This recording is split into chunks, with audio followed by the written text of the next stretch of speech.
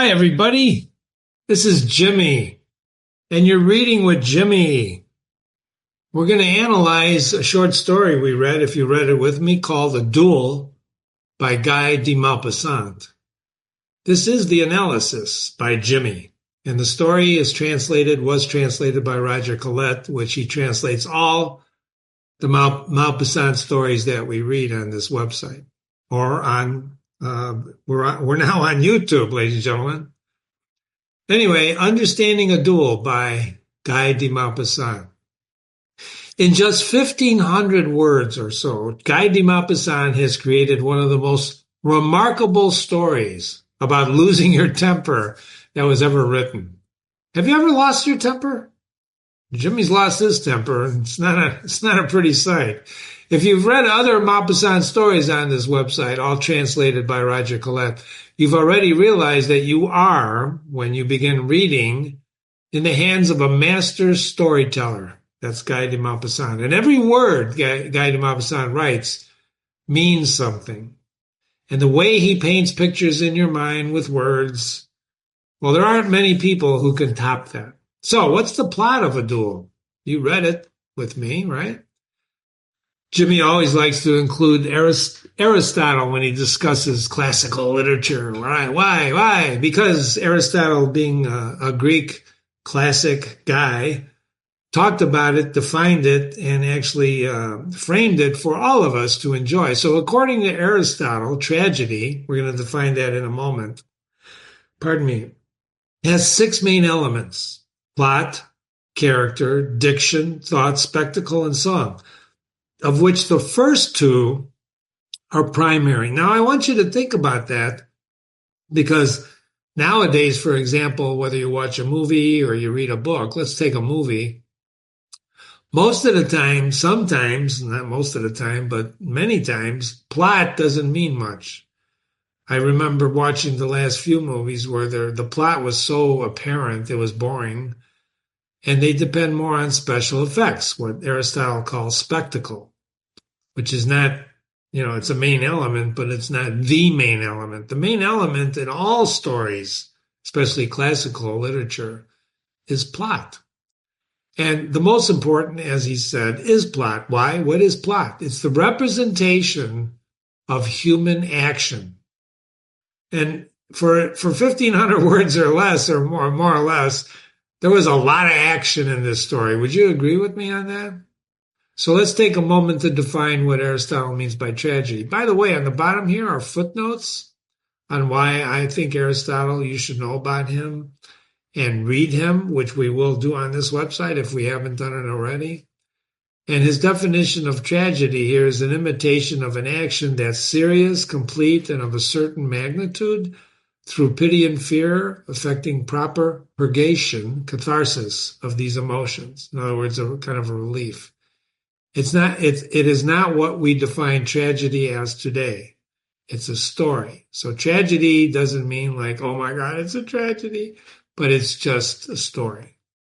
Tragedy is an imitation, like I said here, in the form of action, not narrative. And you saw in the duel, there's a lot of action, right? From the Prussian putting his feet into touching him when he stretched out his legs, to the point of telling him to fetch tobacco, throwing him off the carriage and go get my tobacco.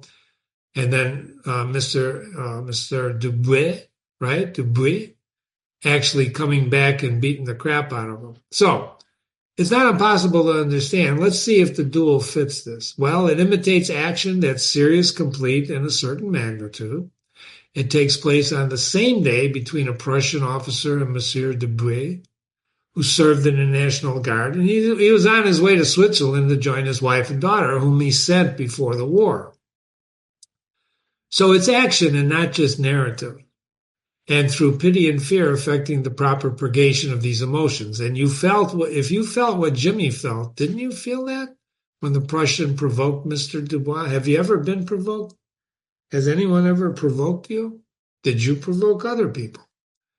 Remember, you're reading classical literature to see how other people lead their lives and how to lead your own.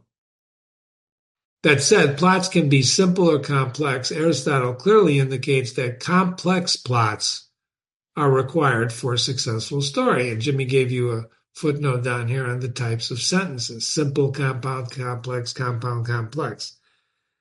If I've touched on grammar in other analysis, it's important to remember that when you talk about English, you're going to have to understand parts of speech and grammar and all that. Complex sentences are much more rich than simple sentences. Jack ran. That's a simple sentence. While Jack ran, Susie knocked him on the head. That's a complex sentence, right? So what you do when you read a tragedy or a story, complexity, a complex one is better than a simple one. I believe, Duel's complex, and Dubuis's actions drive that plot forward. Of course, so does the Prussians. The plot must also be unified, clearly displaying a beginning, which it does, a middle, which it does, and an end. And sufficient length, right, but not too long so the audience loses interest. I don't think anyone lost interest in this, where you might lose interest in some of the others we read that are actually books. Hopefully you don't, because Jimmy likes to read and give it a little of emotion. So what's the plot of this story? Dubuis, having served in the war and that France lost, is headed to join his family. He has a pot belly, and he endured the terrible events of the past few months with sorrowful resignation and bitter comments on the inhumanity of man. War is hell, isn't it? War is not fun. If you've read other novels like A Farewell to Arms, and you should think about war, because if you look around the world today, there are wars going on now. There's always wars. And sometimes, like Mr. Dubuis, you serve and then the war is over and then you go, now he's going back to join his family. But Mr. Dubuis is interesting because he never until now on this train saw a Prussian. As the train is going through, he sees them all over the place. What was the line that they used? They cover the earth like locusts. Have you ever seen, nature films about what locusts do in Africa, for example? Let's take a moment to see how the narrator narrated this. Dubuis, with mingled fear and irritation. Listen to the way he paints with these words. Dubuis stared with mingled fear and irritation at these armed and bearded foreigners who had made themselves at home on the soil of France, and he felt in his heart a sort of fever of helpless patriotism, and at the same time that instinct of self-preservation, that newly acquired sense of prudence. Do you know the definition of prudence? Look it up, which has never left us since. We've talked about prudence a lot, being prudent, being careful, being thoughtful, right? I highlighted us because we're going to talk about that in a moment. There are two Englishmen on the train with him, and then a Prussian gets on the train. The Prussian provokes Dubuis in an exciting scene where Dubuis hops off the train, gets in another car, followed by the Prussian after the train stops. And here it is. So, you refuse to do as I told you. Remember, the Prussian asked him to get tobacco. And Dubuis replies, yes. The train moved off. He says, I'm going to cut off your mustache to fill my pipe. And he actually stretches out his hands towards the Frenchman's face. The Englishmen are interesting. They juxtapose what's going on between the Prussian and Dubuis. The German had already caught hold of the mustache and was pulling at it when Dubuis struck up his arm. In other words, he blocked his arm with the back of his hand, and seizing him by the collar, flung him down on the seat. And then mad with rage, right? Mad with rage, he starts beating the hell out. Let's say it right. He's beating the hell out of him. He's pummeling him. He's got his paunch, right, his belly holding him down, and he's holding him with one arm, and he's beating the hell. He's just punching this guy, right? The guy is gasping, the Prussian, gasping for breath, spitting out broken teeth, and struggling in vain. You know what that means. He's struggling in vain. It's useless. He can't get this guy off of him. He's an infuriated fat man who was pummeling him. It's amazing, isn't it? And so all of a sudden he stops, and then the Prussian challenges him to a duel. The boy had never fired a weapon before, and he kills the Prussian. He just shoots and kills the Prussian. He gets lucky. He runs back to the train with the Englishmen who were watching their watches. They didn't want to miss the train, and then they cheer, hip, hip, hooray, shake his hand, and they sit down, and he goes to the corner of the compartment. Simple. That's the story, except when you read it, the rich language comes out, paints a picture in your imagination, and it's like watching a movie, isn't it? Isn't it? So narration, this is third-person narration. The narrator's outside the story. He's talking to us. Jimmy always talks about narration because it's important.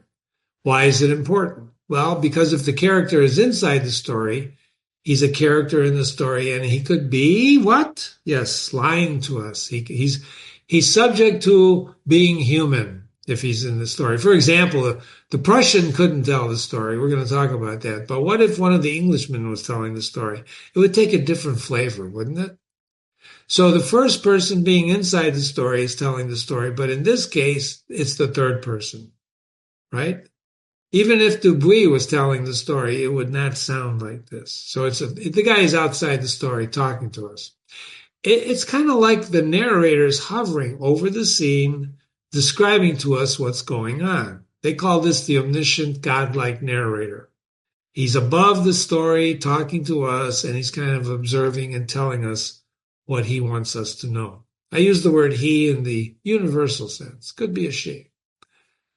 And we have to believe what he's saying, or the story will make absolutely no sense, which is why I want to call your attention to something that rarely happens in classical literature. And perhaps this is a translator's mistake or an intentional narrator event. What the hell are you talking about, Jimmy? Let's talk about this. And you're going to say, well, Jimmy, why is that important to understanding the duel? Why can't I just look at it as a story between two guys, one guy shoots the other, and that's it? You're certainly welcome to do that, but classical literature has layers of meaning and much more depth than a simple reading will give you. This is not just a story about two guys who have a duel. This is a story about, among other things, fear, cowardness, bravery, bullying. All sorts of things are in this. Indifference. Jimmy put an arrow on this mistake when he was reading, if you remember. Jimmy uses these arrows to point out things when you're reading the story to pay attention to. So the error is us. If this is the third person narrator, he used the pronoun for Dubuis while he was looking at the Prussians from the train he is on. Fear mingles with irritation. So he's afraid. Monsieur Dubuis is afraid, but he's also irritated when he sees these Prussians in France. And he felt in his heart the sort of fever of helpless patriotism. Did you ever feel helpless? Now, he describes helpless patriotism, so helpless is an adjective modifying patriotism. Have you ever felt patriotic? I'm very sorry for you if you've never felt that. Patriotism is one of those intangible words, right? Like freedom, right? Love, that's an intangible word. Patriotism, helpless patriotism. Patriotism that's helpless. What does that mean? That you can't do anything about it. It's helpless. But he also felt an instinct of self-preservation. Why? Because the Germans are everywhere. Remember, they're like, well, they're everywhere. Everywhere. And then the narrator says that self-preservation is the newly acquired sense of prudence, carefulness, thoughtfulness, which has never left us since. The word us is the mistake. There's a pronoun in this very long sentence that doesn't make sense because it's not in the third person, right? If it was in the third person, it might say something like that never left the French people since. You see this here? That's third person. He's outside the story. The minute he used the word us, the narrator puts himself inside the story, right? Would you agree with that? So tell me, where is the narrator inside that coach? He's not Dubuis. He's not the Englishman, and the Prussian ain't there yet. So who is there? Is there a mysterious stranger in the carriage? Who is in there? Who's us? Who's us? So I think it could be a mistake by the translator, or he could be using us as Maupassant, injecting himself as the narrator. I don't know which. Now, you're going to say, well, it doesn't really matter, does it? Because if you believe Maupassant is the narrator, he's outside the story. Just like I said, third persons are. Authors are generally, usually, almost always, and in fact always, never the narrator in a story unless they're writing essays. You understand? In Niccolo Machiavelli's The Prince, for example, Niccolo Machiavelli was the narrator because he's writing to Lorenzo de' Medici. In A Farewell to Arms, Lieutenant Henry is inside the story, telling us the story inside the story. He's the narrator of the story. Okay? So, yeah, the reason you have to be careful about narrators is because of believability or reliability. So, as I was saying, I always separate the author from the narrator. Many have written me saying, why do I obsess about narration? Let me tell you. It matters inside stories and in life. What does that mean? It matters of what they call the reliability of a narrator.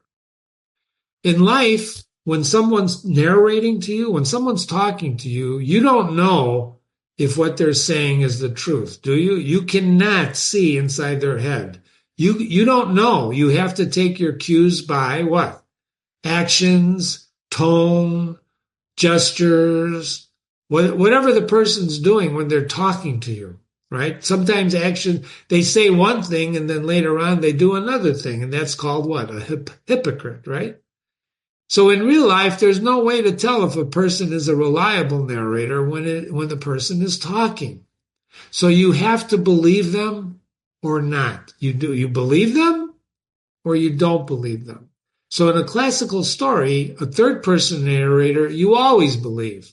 You have to believe him, or whatever he's saying will eventually not make sense, which is why I call your attention to the pronoun that was in that one sentence. Personally, it really doesn't matter as long as you understand the whole story is third-person narrator.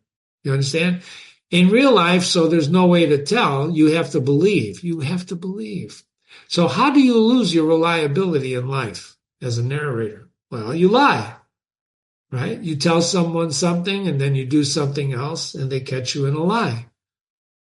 And once you lose your reliability in life, it's hard to get it back. Would you agree with that? In classical literature, once you catch the narrator in a lie, you probably never can get it back. And there's stories on this website that do that, specifically for that reason. So you can understand how important narration is in real life and in classical literature. The story I'm thinking of is Travel is So Broadening. I want you to read that story if you haven't read it already. The narrator is inside the story, and as he tells the story, you really find out that he's full of doo-doo. He's full of doo-doo. He's a bigot. It's a wonderful story. Not that bigots are wonderful. Anyway, this one word puts the story in jeopardy. Well, kind of.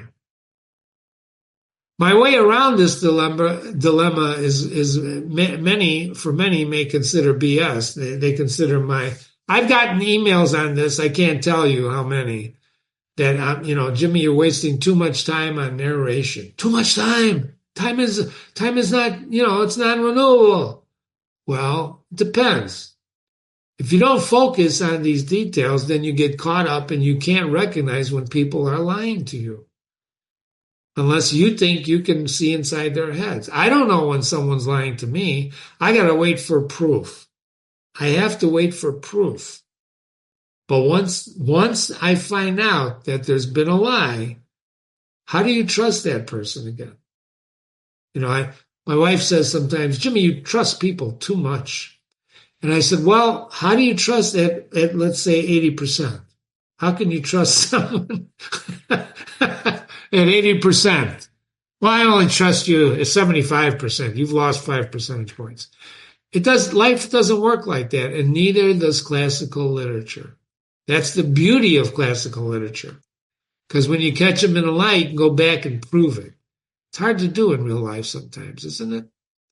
So you always have to be listening in life, like in reading, to these details. And if you miss a detail in a story, you can go back. But in life, if you miss a detail, you could go down the wrong path very quickly, especially nowadays with AI. I had a client who told me 2023 was the last year we will be able to believe our eyes.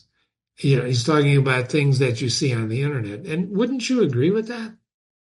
How do you know? How do you know? Questions I want you to consider are, what are the motivations of these characters to justify their actions? As far as war is concerned, what are the characters' attitudes towards war? Well, clearly, the Prussian loves war, right? He brags about killing people. But Monsieur Dubuis just was on the ramparts. He, stood guard, but he never saw the Prussian until now. And he just wants to get home to his wife and daughter, pardon me. Do these people change? You think they change? Did Dubuis change his character? The Prussian? No. When you study character in literature, sometimes they experience something that makes a profound change. They're experiencing a dramatic shift. They change as a result of the experiences. Dubuis, probably changed, right? He's not a coward, but he was not a brave guy. I mean, he's a paunchy guy, right? Stood guard. But something happened to him when that German started pulling on his mustache. Would you agree if someone was pulling on your mustache? Aristotle said tragedy should be well developed. Dubuis changes from a passive guy. He's very passive. Throughout the whole scene, the setup for this, he pretended to be reading a newspaper. He didn't look the Prussian in the eye. He just tried to avoid the guy. He doesn't want to fight. He doesn't want to fight. But then suddenly he fights. Something happened. Now, we could say, well, he was having his mustaches pulled. That's what set him off, which is a good thing. It makes you become from passive to active, right? And here's the scene. Here's the fight scene. I'm not necessarily going to reread it, but it's beautifully written. Isn't it beautifully written? One of the best lines is really this one right here. Choking and gasping for breath and spitting out broken teeth. You don't need a director to help you visualize that, do you? The beauty about classical literature, when you write like Maupassant writes, is that every word means something, and every word is painting a picture in your mind. You can imagine the German choking, gasping for breath, spitting out broken teeth. So if you can, did you ever break a tooth?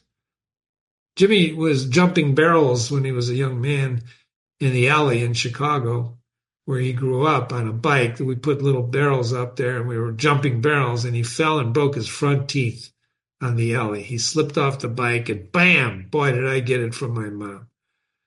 And if you're hitting someone to break teeth, you're not really tapping them or jabbing them. You're pounding them. You're pounding them. And if you've ever gotten hit to break a tooth, you're pounded. You're being pounded. Most of us go through life and we don't experience that. Some of us go through life and experience that.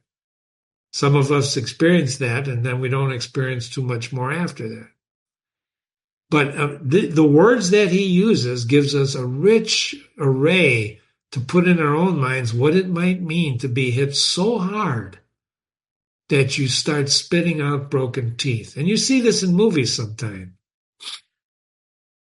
There was a great movie called The Wild One with Marlon Brando, where the town, it's a long story, but the town people gather him, and he's a motorcycle gang. It's a great movie. Some people don't like it anymore, but it's one of Marlon Brando is the greatest actor that ever lived, in Jimmy's opinion, the greatest actor.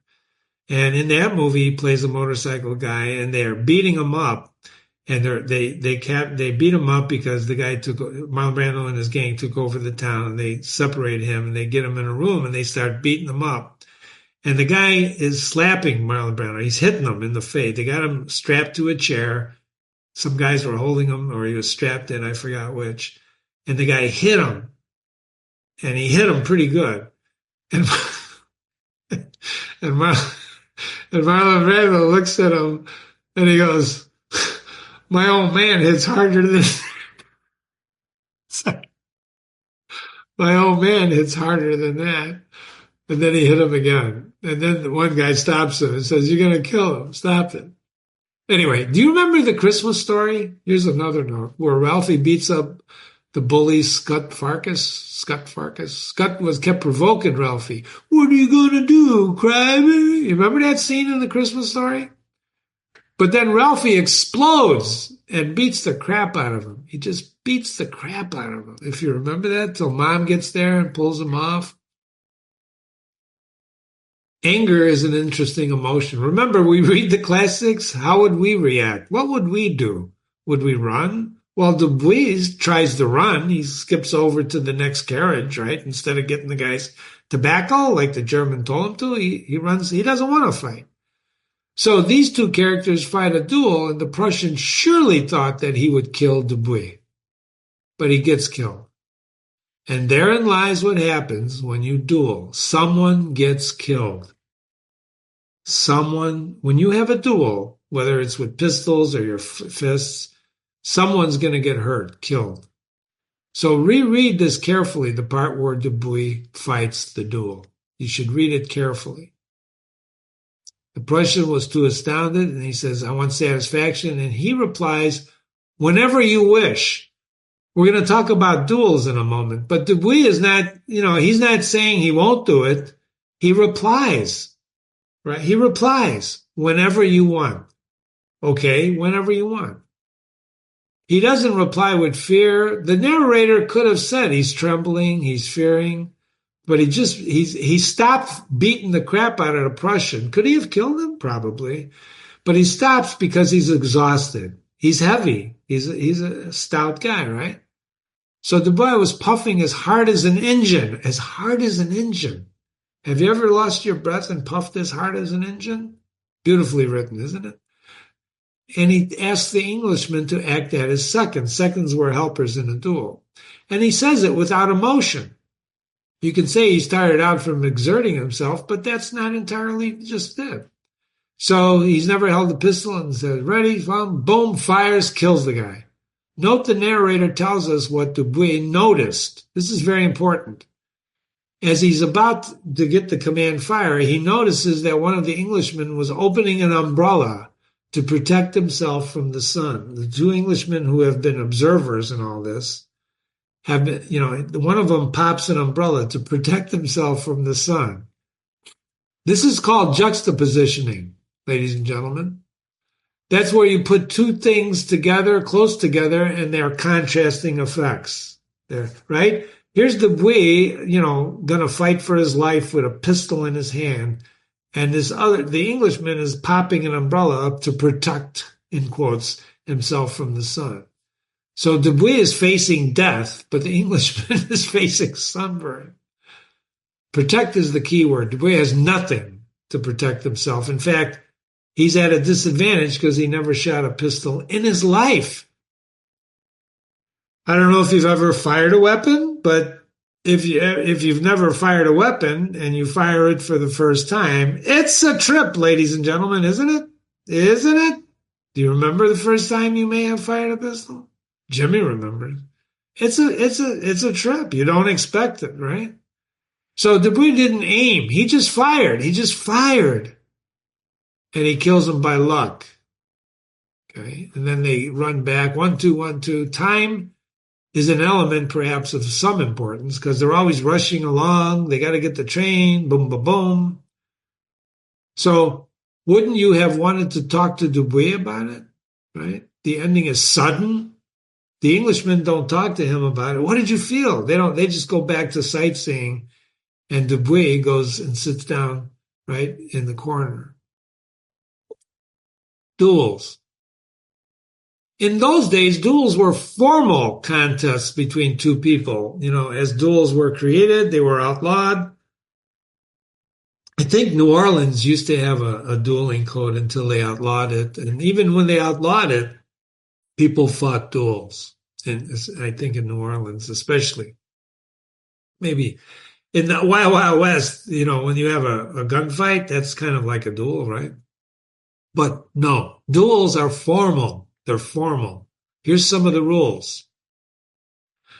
A person could challenge another to a duel if they felt insulted to their honor. So who insulted who in this case? The Prussian issued the challenge, so he felt insulted. Was he the insulted one? Or was Dupuy the insulted one?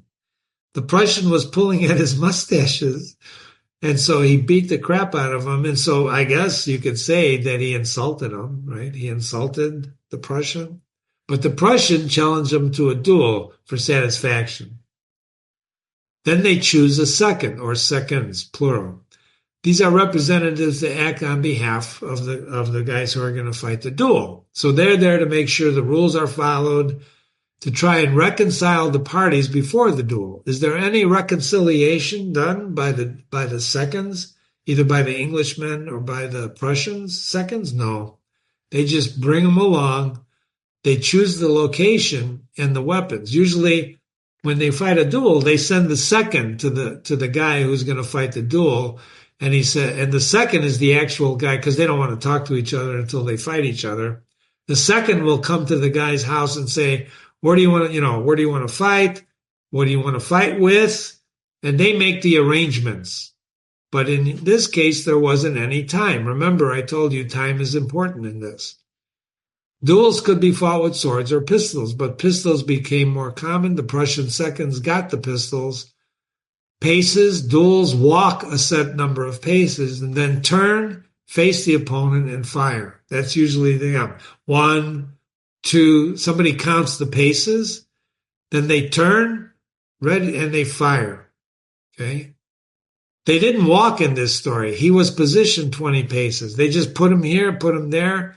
Right? And the guy goes, "Are you ready?" "Yes." "Fire." Boom. He kills the Prussian. Duels can end when one person was injured, too hurt to fight, or just killed. Pistol duels could end after the first shot, even if no one was hit. What does that mean? Well, the seconds would say, "Have you been satisfied?" And if the guy who was injured and his mind was satisfied, the duel ends. If not, they get another round. In this case, we know what happens. There's no need, right? Apology. The person who committed the first offense was required to apologize, but here there was no need. Dupuy gave the first. Here's where I'm asking: who gave the first offense? Right? Think about that. Verbal abuse, disparaging language toward the opponent was not permitted. You can't say bad language, right? Because this is a formal fight. But the whole story is about good and bad luck, isn't it? Isn't it? Who starts the fight? Prussian. They had conquered the French, and obviously he was in a position of strength. Or was he? Monsieur Dupuy pretended to be reading a newspaper. He said, remember? He didn't want to fight. People can sense fear. The people can sense fear. People can sense fear. Do you believe that? Can you sense fear in somebody? Was Dupuy afraid? Well, maybe the Prussian interpreted it as fear when he pretended to be reading a newspaper, right? But that didn't stop the Prussian. He stretched out his legs and starts bragging how many people he killed. Okay, and so on and so forth. I took those French rogues by the ears. He's bragging in front of the Frenchmen, and there's two Englishmen. So the two Englishmen don't care. They're just, quote, sightseers. Isn't that a great word to describe the Englishmen? They're sightseers. And what better sight than to see the Prussian and Mr. Dubuis, doing this. This is better than any kind of thing they can see out the window. And he goes on and brags, and he sneered. Isn't sneered a great word? Sneered. He sneered. He sneered. He sneered. He sneered. Look at how many times he uses the word sneered. He sneers. The Prussian then tells Dubuis to get some tobacco. Dubuis doesn't do it. He grabs him by the arm and orders him, get out there and get my tobacco. Instead, Dubuis jumps into the next carriage, and he was alone. His heart was pounding so wildly, not just because he was big, but because this is emotional, right? The German, he's disobeying the German. He's disobeying the conqueror. And of course, you know what happens, right? He follows the men, and the rest is history. Once you begin a gesture, one of Jimmy's rules in life, I want you to write this down. Once you begin a gesture, it's fatal not to carry it through. Now you're going to say, what the hell are you talking about, Jimmy? Or, what does that mean in this case? Well, I want you to just remember that once you begin a gesture, it's fatal not to carry it through. For example, the Prussian began a gesture. When he sat down and started bragging how many people he killed, how he's taking advantage of Dubuis, puts his foot in his thigh, tries to get him to go. And he started it. And by challenging him to a duel, he's continuing the gesture he started. But Dubuis, right, he didn't start anything. He was dragged into this, not kicking and screaming, but he was dragged into the fight. And once he decided to do it, he began his gesture of doing it. He replied, yes, I'm ready, I'm up, right? When fights erupt, as in war, you never know the outcome of a fight despite your preparations. There's always chance involved, or what Machiavelli called fortune. In this case, fortune favored Dubuis. Whoop! I misspelled that, huh? Let's get rid of that. B-U-B-U-S. Okay. Bullying. This is the real theme, bullying. This is a good story to examine what people call bullying nowadays, right? Don't bully me. He's on the bully pulpit. What does that mean? Bullying is when someone repeatedly and intentionally uses words or actions against someone or a group of people to cause distress and to risk the other person's well-being. That's the way it's defined today. I would offer you a simple definition. Pushing somebody around, whether verbally, all right, or physically. Pushing somebody around, pushing them around. These actions of bullying are usually done by people who have more influence or power, or think they do, over someone else, or the person being bullied doesn't believe that they can bully back, or they want to make someone else feel less powerful and helpless. So bullying. A lot of times bullying, the act of bullying, is in the eye of the beholder, right? There used to be a saying when I was a kid, sticks and stones can hurt my bones, but names will never hurt me. All children are bullied, they try it, they're experimenting. Even as an adult, you can be bullied, right? You bully. But you have to remember, Aristotle's great contribution to us is to define your words, define your terms. What do you think to bully means when you bully someone? I would suggest pulling someone's mustaches are bullying. Would you agree with that? Of course. But when I was a kid, your mother wears combat boots. Is that a bullying statement? because the other kid would reply, your mother wears them too. Right? and you go back and forth and maybe a fight erupts, but it doesn't matter because what is bullying? Sticks and stones can hurt your bones, but names can never hurt you, regardless of what you're called. Regardless of what you're called, right? Well, Jimmy, what if they call me what? A racist? Oh my God, a racist. Well, are you? The first question you got to ask if someone uses a word on you is, are you? If you're not, so what? What good is the word, right? If you're not the word being used against you, how the hell can the word hurt you? Well, it hurts because it's not me. Well, no. If it's not you, how can it hurt you? If it is you, then maybe it does hurt you. You see what I'm saying? In the duel, we clearly see the Prussian was doing meets the true definition. He was in a position of power and using at first words and then by his actions to bully. I killed 13 Frenchmen in that village. Took another 100 prisoners. I think the number was 13. Anyway, he's bragging, he's boasting. And of all the 3 people in the compartment, in the carriage, right? Duel is the only Frenchman, right? The other 2 are English guys. And they're talking in their own language, English, while the Prussian talks in Teutonic French. The German is speaking French. And obviously, right, the Englishmen speak French because they got their little book, maybe not perfect French. And to his credit, Duel tries to run away at first. Fight or flight is a response to keep in mind when confrontation erupts. Fight or flight. Very important. Do you think by jumping into the next carriage, Duel was a coward? No. Is taking flight always an indication of a coward? No. Sometimes in war, retreat is necessary. So as the saying goes, live to fight another day. I don't think that was in his mind. He just wanted to get away from the bully, the Prussian. He just wanted to get away. Right? That doesn't mean he's a coward. As we saw, he kills the guy.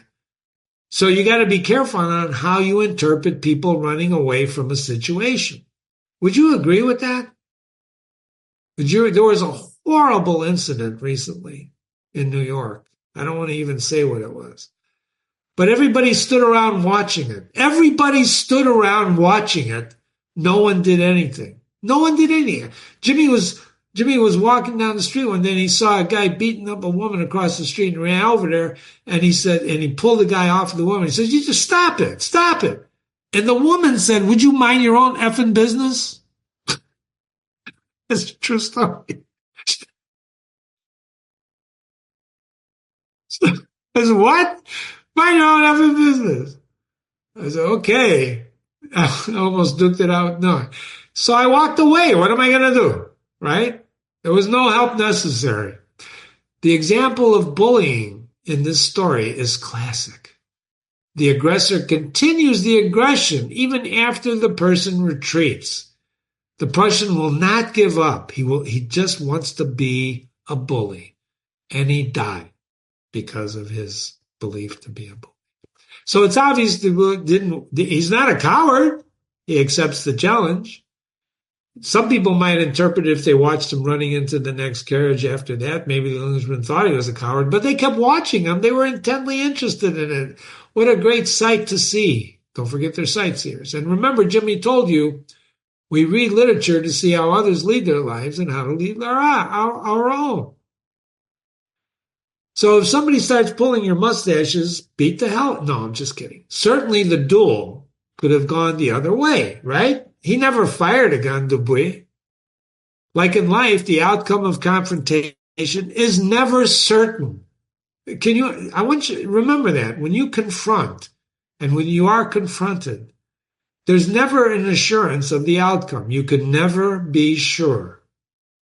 Variables happen. So this is why defining our words and thinking through your actions is always very important. Remember, once you begin a gesture, it's fatal not to carry it through.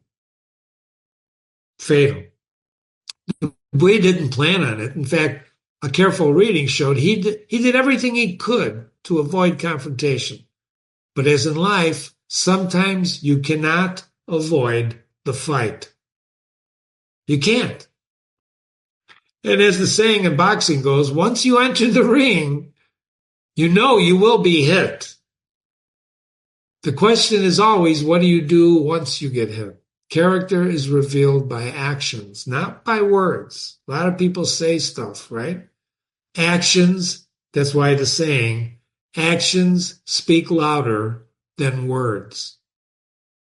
Oh, don't just say, you say things, but do things, do things. When you do things, you say things in a much more powerful voice, much more. In a duel, the Prussian was a trained soldier. Duel was only a part-time volunteer. So how did their actions reveal their characters?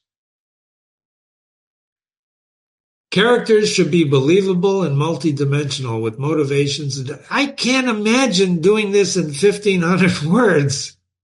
He painted such a vivid picture of this Prussian and Dubuis. Even the Englishmen, he painted a beautiful picture of their quote-unquote neutrality, right? They didn't want to get involved, especially when the Prussians said, we're going to own the world. I think we can say this is true in a duel. The story Maupassant uses, the bully, Dubois, the best to avoid, blah, blah, blah. Even the Englishmen are painted, as I just mentioned. By the way, think about the geography of England. It's separate from Europe. It's always been separate from Europe, right? It's an island over there. And so they're kind of like an island in this carriage, aren't they? Isn't it? That's the beauty of language. They're like geography. The Englishmen are not, they're in the carriage, but they're not in there. They're separate. They don't speak the language, French, right? They didn't conquer it like Prussians conquered, French. So what do your actions say about you? You have to admit that the Prussian's words matched his character. He's a bully. Dubois' words and actions matched his character. And so did the Englishman's. And remember Jim Lovell's words as you think about what do your actions say about you. Well, Jimmy, I'm too busy playing video games. Well, that says a lot about you, doesn't it? Jim Lovell, there are three kinds of people in the world. Those who make things happen, those who watch what happens, and those who wonder what happened. Three kinds of people. You make things happen, you watch things happen, or you wonder what happened. Do you wonder what happened in this story? Or has this analysis helped you understand what really happened in this story? What do you think? Where does the Prussian fit in Lovell's descriptions? Which one is the Prussian? He's making things happen, right? He's pulling at that guy's mustache, kicking him, bragging. Who watches what happens? Those Englishmen. They don't do much. They just, after he kills the Prussian, they hurry Dubois back to the train. They don't want to miss that train. You've been reading with Jimmy. Thank you so much. What a great, great time spending with you on this analysis. And thank you for sharing our analysis of the story. And I'd like you to watch other videos of Maupassant stories where we read his wonderful stories. So be sure to visit and read other classics on the website with Jimmy. The 548 is one of the most read. I don't know why, but it's one of the ones. It's a great short story by John Cheever. And remember, if you have questions, email me, Jimmy@readingwithjimmy.com, Jimmy@readingwithjimmy.com. And don't forget, we are on YouTube now. YouTube, I have people who listen to me while they walk their dogs. I don't know if that's a compliment or not. But I appreciate it very much. Thank you very much for being here. Enjoy your day. And, okay, I'm going to give it away. It's kind of like the holiday season, so happy holidays. Don't be a bully.